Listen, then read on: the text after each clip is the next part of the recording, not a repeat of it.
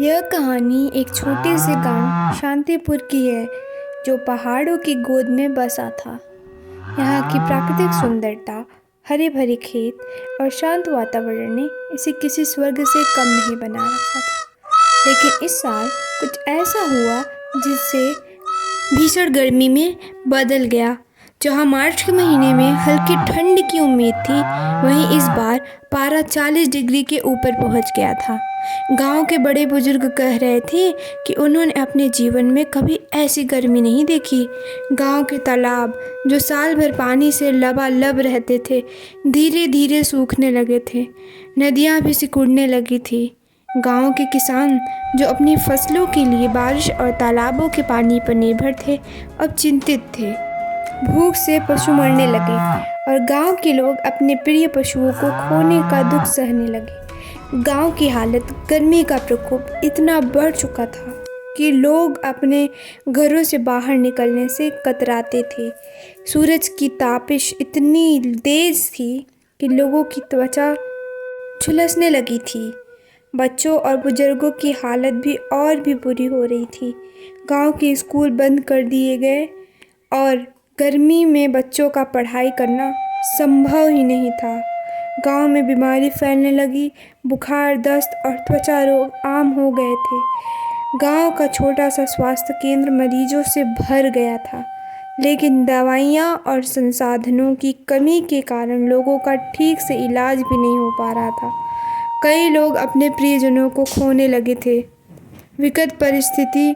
गांव के सरपंच रामलाल, जो अपने समय के बड़े अनुभवी और समझदार माने जाते थे, उन्होंने गांव के सभी लोगों को पंचायत में बुलाया।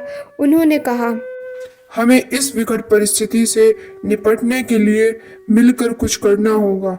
अगर हम अब नहीं जाएंगे या कुछ नहीं करेंगे तो हमारे पास खोने के लिए कुछ भी नहीं बचेगा। गांव वालों ने सुझाव दिए। कुछ ने कहा कि हमें सरकार की मदद लेनी चाहिए, जबकि कुछ ने कहा कि हमें पूजा पाठ करके इंद्रदेव को प्रसन्न करना चाहिए ताकि वे बारिश करें। सरपंच रामलाल ने सभी सुझावों पर गौर किया, लेकिन उन्होंने अंत में एक अनूठा उपाय सुझाया, समाधान की तलाश। रामलाल ने कहा, हमारे पूर्वज प्रकृति के प्रति सम्मान रखते थे। उन्होंने कभी भी पेड़ पौधों को नुकसान नहीं पहुंचाया। वे वातावरण का सम्मान करते थे और इसलिए उन्होंने कभी भी इस प्रकार की विपदा का सामना नहीं करना पड़ा। हमें भी उनकी राह पर चलना होगा। गांव वालों ने तय किया कि वे मिलकर वृक्षारोपण करेंगे और पर्यावरण को बचाएंगे। अनुभव से बताया कि पेड़ न केवल छाया प्रदान करते हैं, बल्कि पानी के संरक्षण में भी हमारी मदद करते हैं। गांव वालों ने दिन रात मेहनत की। सुबह सुबह जब सूरज की तापिश कम होती तो वे पेड़ लगाने के लिए निकल पड़ते। उन्होंने गांव के आसपास तालाब खोदे ताकि बारिश के पानी को संरक्षित किया जा सके। लोगों ने मिलकर पुराने तालाबों को भी गहरा किया और उनकी सफाई की। गांव की महिलाएं भी पीछे नहीं रहीं। उन्होंने घर घर जाकर लोगों को पानी के महत्व के बारे में जागरूकता की और उन्होंने बताया कि कैसे पानी की बर्बादी को रोका जा सकता है। बच्चों ने भी अपने स्कूलों में पर्यावरण संरक्षण के लिए अभियान चलाया।